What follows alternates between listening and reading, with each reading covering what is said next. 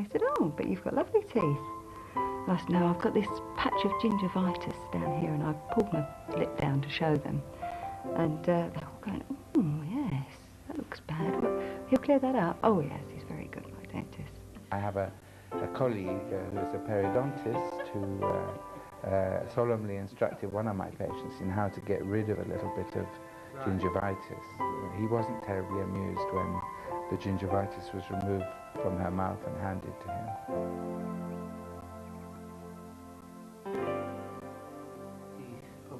The teeth need to be of a colour and shape appropriate to the patient, or at least chosen by the patient.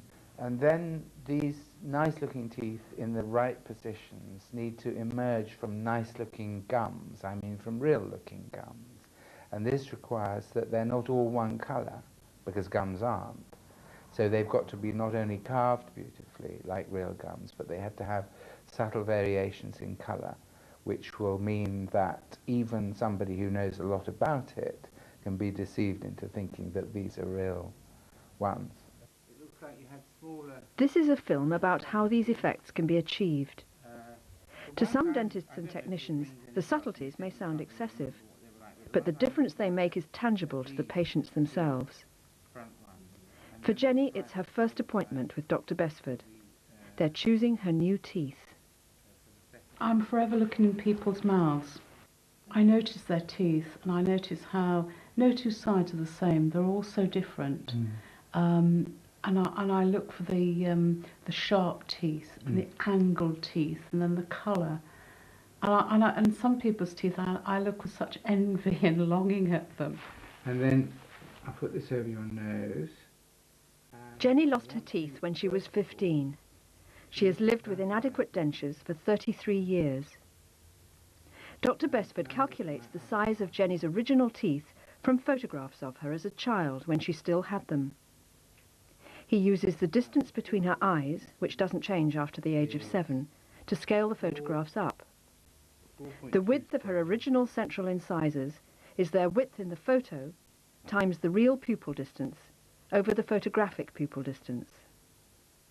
Her working impressions have been taken and an occlusal rim made according to an estimate of the eventual tooth position. This enables lip support and speech to be tested as early as possible. It's particularly important to Jenny, who has been concerned about her lip support and the vertical dimension of her face. And what about here? Do you feel that it's sort of smooth? Have a little feel there. It's not. Can you feel a bump, sudden bump as it comes out? Jenny, what this is about, this clever little instrument here, it measures how far forward the teeth are relative to a fixed point in your mouth, which we call the incisive papilla. And this is 10 millimeters horizontally forward and about 12 vertical. And if we take your current denture and put that on instead, that's about 8 millimeters forward and about 10 vertically. So this could be part of the building up of the vertical element of your face that you need. Have a look again. Yes, that's better. Is it? Yes. Do you want it more? No. Dr. Besford has set up the initial teeth himself, and in the laboratory, the technician, Ruth Burke, completes the setup. If I was working with a dentist who was not going to set those eight teeth for me, then I could cast this impression and actually take the reading and set the anterior teeth myself, because I would not make the rim. I could go straight from this position because I've got the lip support. So whether you get a occlusal rim from your dentist or something like this, it would bypass a whole appointment. Dr. Besford had a preference on some of the lower anterior molds, and on this mold I've taken the two darker canines. So I have C4 for the canines and then the C3 shade for the centrals and laterals. And these look like they'll be fine in a normal relationship. I won't need to move into a crossbite or anything like that. And so generally at this point I don't go out of my way to put the posterior teeth in extraordinary positions. The aesthetics with the first 8 teeth on those anterior teeth, including the premolar in the anterior teeth, because you can see that when the patient smiles. And the space I have, what I do on these cases is that if I can fit the 6 anteriors in there and they're crowded and they balance and look well in the overall look, that's fine. But if there's not enough space, I don't have to match up a center line, and I can take a premolar off or leave a central. It's just that artistic license there. So I've twisted them a little, and I've also have a gap in between the central and the lateral. And if we look at them, look down upon them, we can see that they're fairly well. They're just irregular. And then if I close together, you can see that the center line doesn't really match. And with the space that I've left, I could move all those teeth around and make them very regular and match up the center line quite easily, but I've chosen not to. Yeah, that is just me. Oh, you don't know how that makes me feel inside, actually. It's just wonderful. It's just... I just feel like I've gone back in time. Mm. Yeah. It just does something to me inside, just looking at them. For 10 years, Glenn has worn dentures provided by Dr. Besford. Now, she's back for a replacement set. Hello, Glenn. Welcome. Thanks for coming in. It's ready, so you can go straight through. Dr. Besford checks Glenn's occlusal plane orientation with the Shotlander bite plane. Little thing for measuring or getting the level of your teeth right, and of this rim that we're doing, and it gets it level with your eyes and also with a line that runs front to back. So if you open, please, I'm going to put this in. This is the only one I know of that in plastic that can be sterilised. Ruth has done for Glenn what she'd done for Jenny.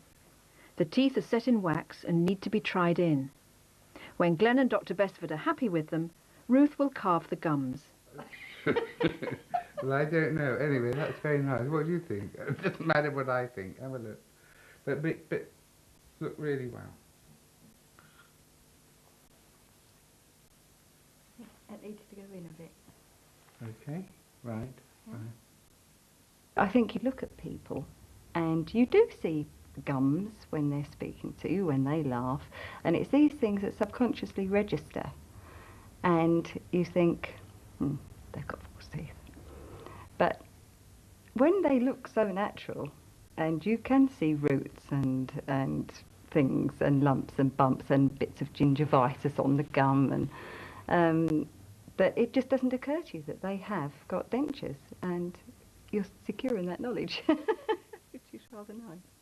A lot of people believe it just isn't worth taking the amount of trouble that one can do to make gums look real. And they say that's because people don't show their gums, so why go to all that difficulty and trouble? And in fact, it's not true for several reasons. One, of course, is that some people show an awful lot of gum. But there is another point too, which is that it's not just the onlooker who appreciates the gums, it's also the wearer of the denture. And they feel more confident very often knowing that what they have looks real, even if it's not shown. It makes them feel better about themselves. If the waxing up isn't natural, the teeth aren't going to look as if they're growing out of the gum work. The contouring and carving of the gingival margins that Ruth now does for Glenn's denture is central to the creation of natural-looking gums. pouring wax all over the teeth or in between the teeth, just generally adding a little bit of wax.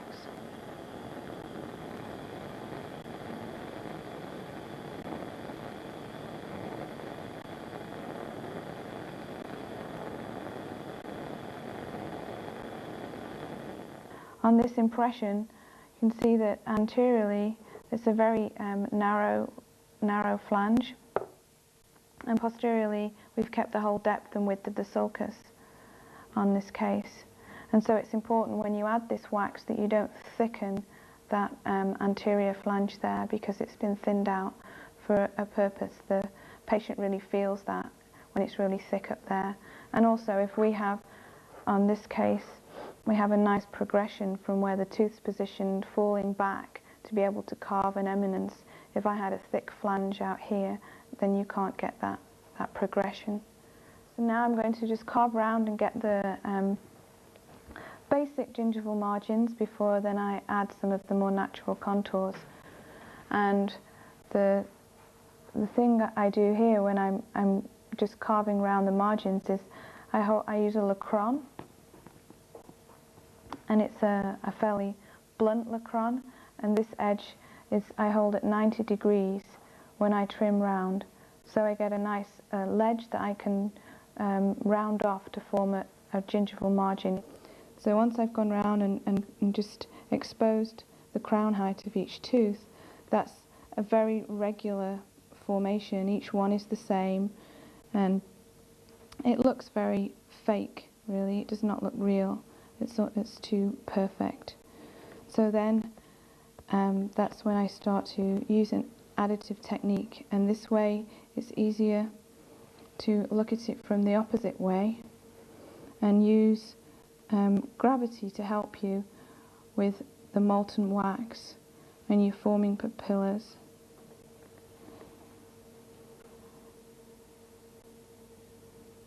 You can let the wax run down.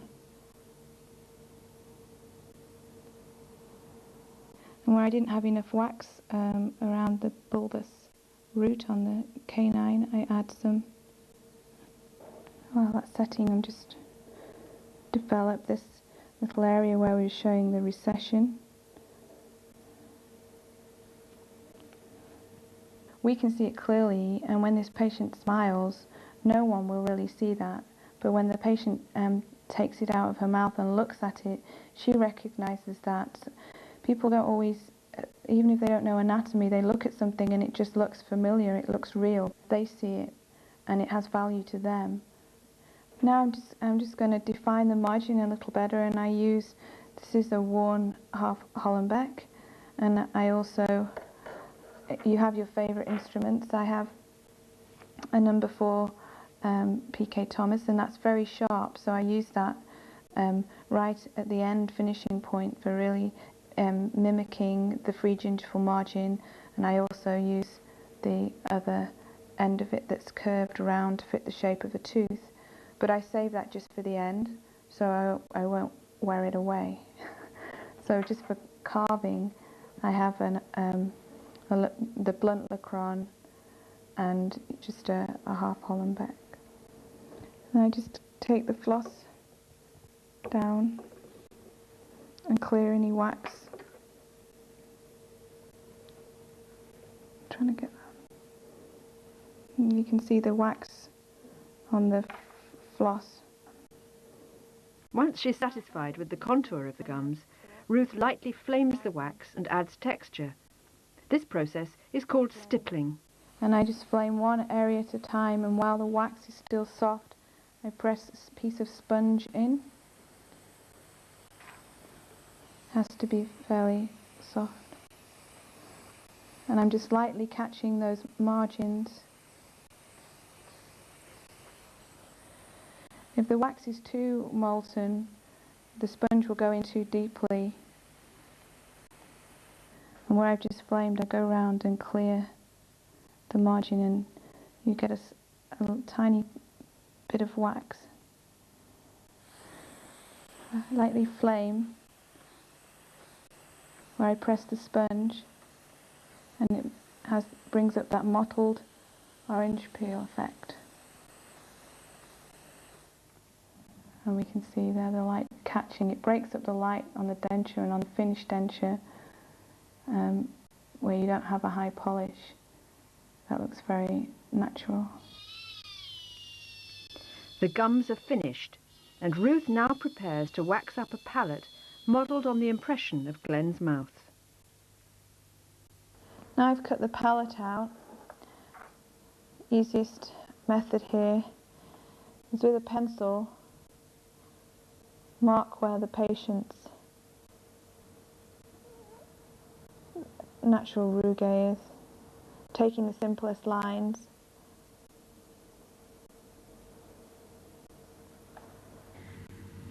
She seals down a new wax palette.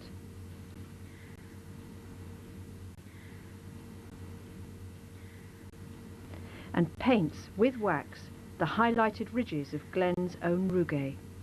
I'll just use the anterior suggestion marks and then duplicate that higher up. The denture is invested into a flask, and the flask boiled out in the usual way to remove the wax. White stone is used rather than yellow dental stone, so that the colours can be added against a neutral background. This white stone reproduces the fine surface detail of the orange peel stippling and the rouge. Ruth fills any air bubbles with plaster and smooths away the excess. This is much easier and more accurate than trying to adjust the acrylic later. It's also much quicker. Before packing the regular acrylic, Ruth will colour the gums. First, she applies a good quality separating solution. The colouring process reproduces the appearance of natural gums and avoids the false look of monochrome pink plastic. I'm going to be using the Enigma colour tone system for putting in the different colours and shades on this denture. And this system has 7 different shades. I have an ivory pink, a light pink, a medium pink, a dark pink, a blue pink, and then a light brown and a dark brown. Around the premolar, you've got the depression where the shadow is, and that would be an eminence. So on a depression in the negative of this flask, you'd use the ivory pink around here, and ivory pink along the molar as well. And then just on the edge here is where the recession is, so that's a high point in the flask. So I would use a dark pink here just to accentuate what I've carved. That's what you need to think through, is what all the anatomy you've just carved is accentuate it. So on that point I'd put the dark pink. Then you can see a ridge just along here, and this is where I put some light pink, not as white as the ivory pink, but just a little light pink. That would be just highlighting the bony ridge on the posterior section, so you could put some there if you wanted to. So I'm going to, just tapping the edge of the bottle, put a very thin coat of the ivory around the margin, and then just flow the monomer so it falls just around the gingival margin, the roll, and then the papilla interstitially. It's almost imperceptible, you can't see it too much, but if you put enough on that it's a very thick layer, that's going to look dead, so it's a thin layer. And then I'm going to, with the dark pink, highlight the places I pointed out earlier. I can use the dark red if I want to have a little bit of inflammation on a papilla interstitially. The thing is to break the colour, so if I had red interstitially on every papilla, that would look unnatural. So I just occasionally, maybe on one premolar on one side. So we've got here we have the dark pink, the reddish, the dark pink highlighting the recession, and then I'm going to add some dark pink just in to this papilla, not right next to where I added it here. I'm going to add it on the next tooth. So it's just breaking up. Don't put things regular, it's just breaking it up. So I'm going to tap in a little bit down there, so you can see it. You can see the colours, I've just put it here. And then flow in from the edge, the monomer. Back here, there's no colour there. So if you pack the base material, if it has veins, the veins would show through. So what I like to do is use the medium pink and connect the colours with the base canvas. So now I'm going to, this is just for using the minimum amount of colours and getting a natural effect. So I fill this in and flow.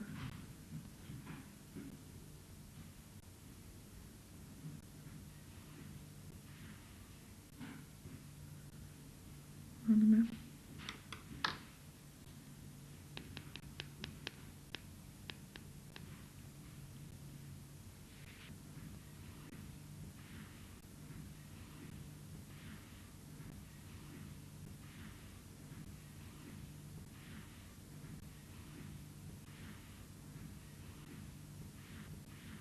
Because Ruth used the monomer that comes with the system, she can remove the acrylic to show the placing of colours.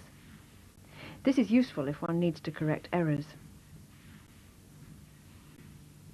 So this shows that I stain, usually I do one quadrant at a time, so this is just the posterior quadrant showing we didn't go as far as the last premolar.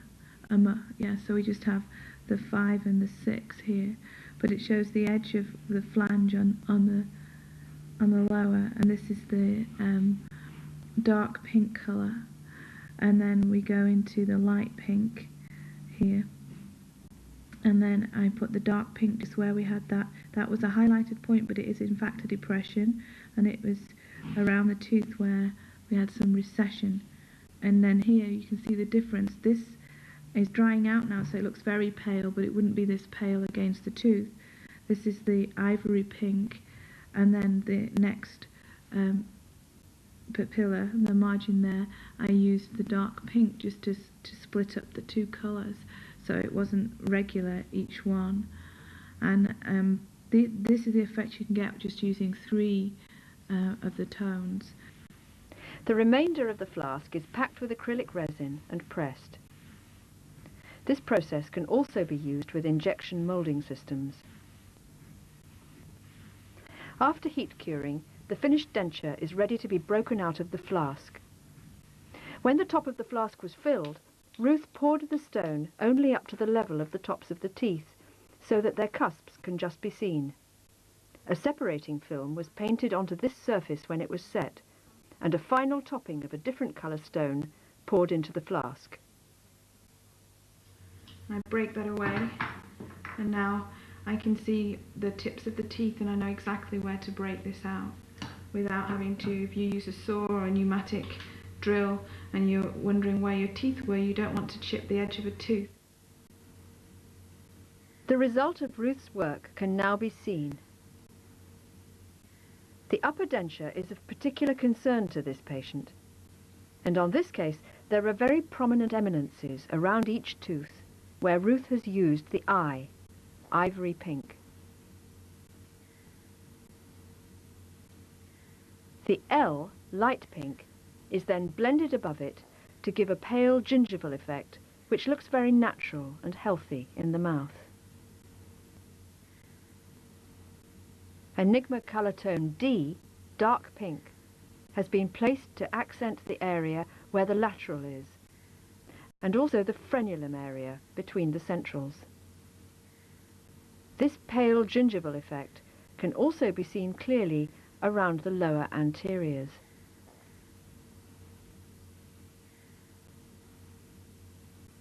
In order to achieve more typical Asian or African pigmentation, different colours from the Enigma colour tone range must be used. Instead of the eye, ivory pink around the gingival margins and root eminences, Enigma L, light pink, should be used, with B, blue pink, shown here interstitially.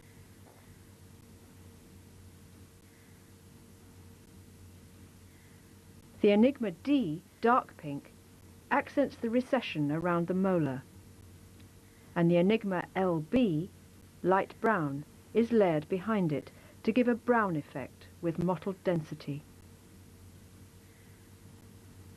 As a general guide, use Enigma colour tone LB, layered behind dark pink, for best effects.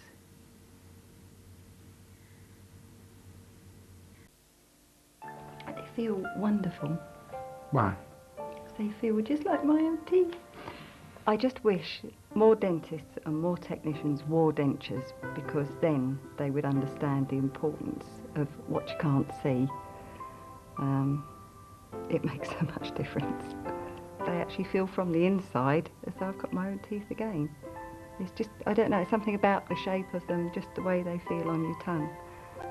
It's amazing.